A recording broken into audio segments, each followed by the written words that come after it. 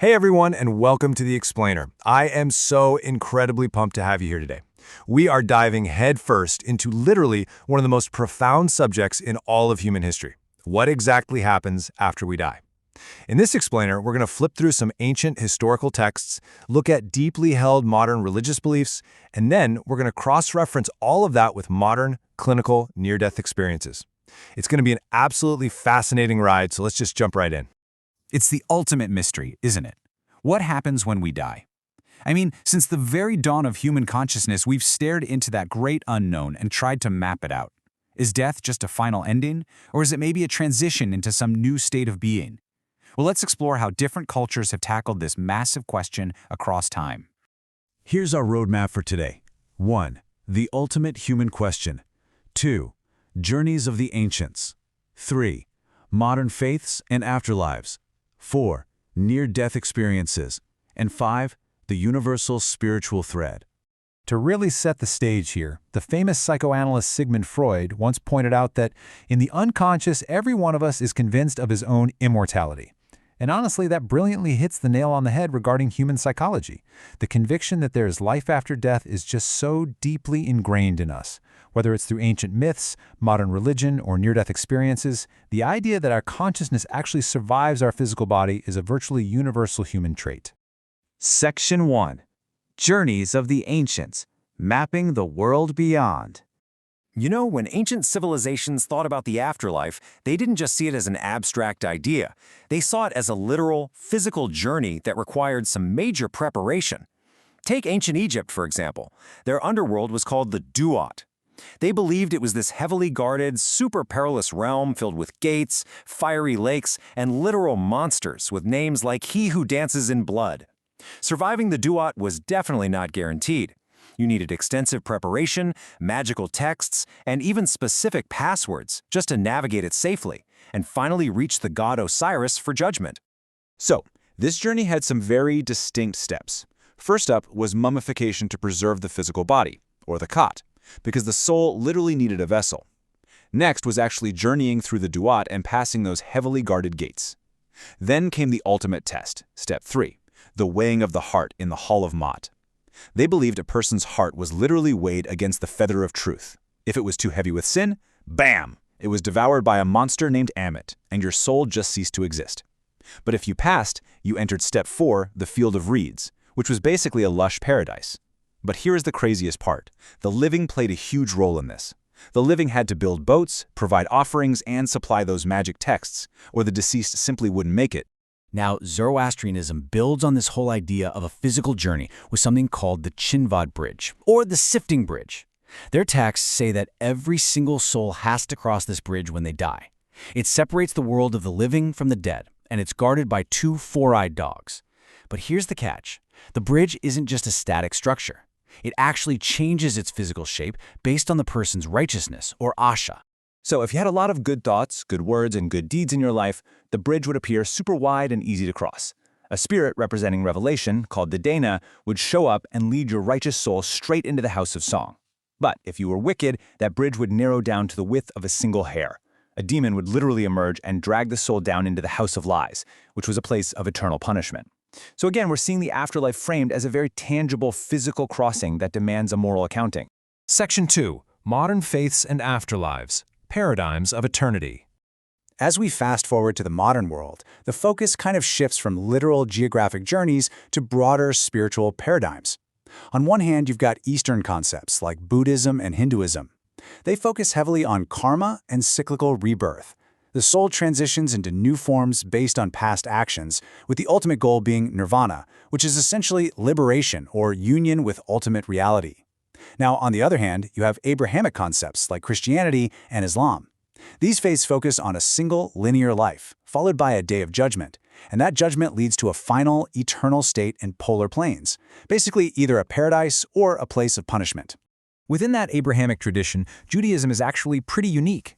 The primary focus in the Jewish faith is very much on the here and now, living a meaningful, productive, righteous life today. The religious texts don't spend a ton of time speculating on the exact mechanics of the afterlife. That said, traditional views definitely hold that the soul is ultimately accountable before God. and many believers hold on to the comforting idea of eventually reuniting with loved ones in heaven, placing the focus on God's caring nature rather than on concepts of sadistic punishment. Then we have Mormonism, or the Church of Jesus Christ of Latter-day Saints, which offers another really fascinating and structured view.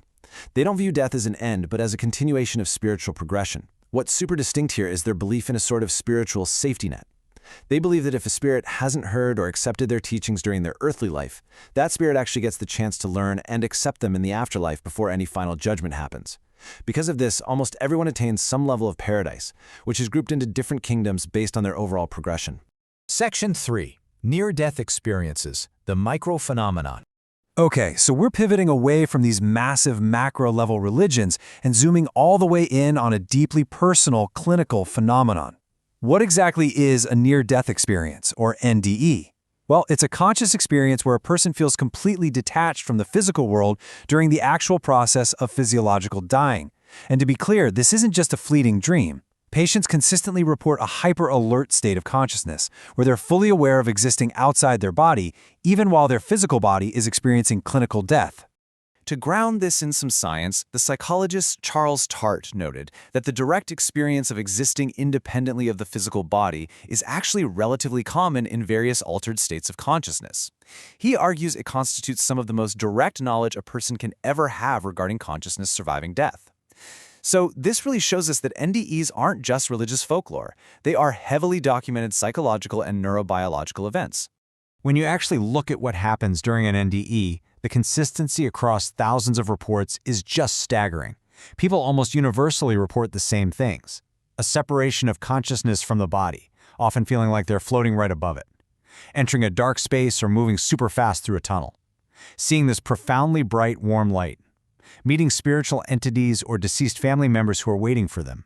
And, perhaps most incredibly, experiencing a panoramic life review, where they see and evaluate their entire life in an instant.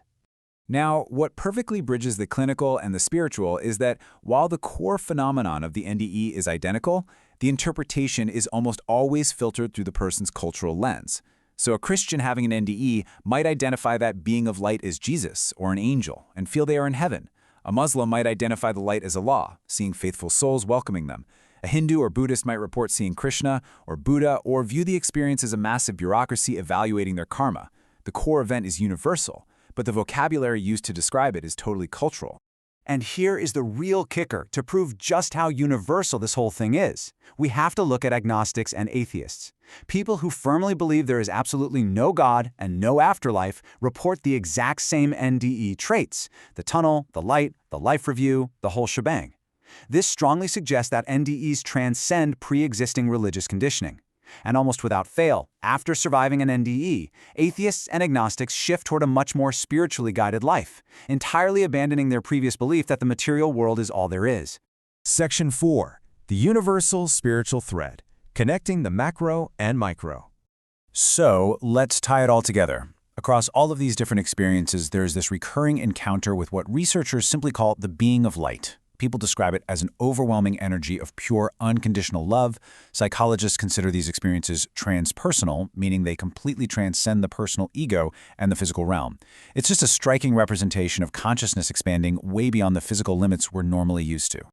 The historical parallels here are absolutely stunning when you think about it. Remember the ancient Egyptian weighing of the heart? That perfectly mirrors the modern NDE panoramic life review, where a person basically self-judges their own life's actions. What about the Zoroastrian Chinvat Bridge separating the living from the dead? That mirrors the dark transitional tunnel reported in hospitals today. Across literally all eras, we see the concept of polar planes of good and bad and the comforting presence of guides waiting to welcome the dying. It really seems like the ancients were using mythology to describe the exact same transition that modern science is documenting today.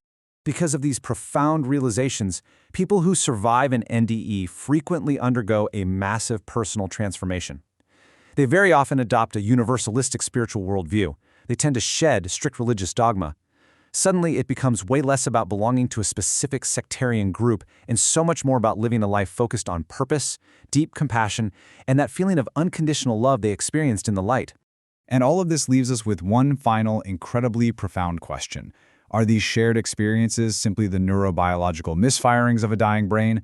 Are they just deep psychological coping mechanisms? Or are they a true, genuine glimpse into the beyond? Well, whatever the real answer is, it is absolutely clear that humanity shares a beautiful, universal thread in how we face the great unknown. Thank you so much for joining me on this explainer. Keep wondering, keep exploring, and we'll see you next time.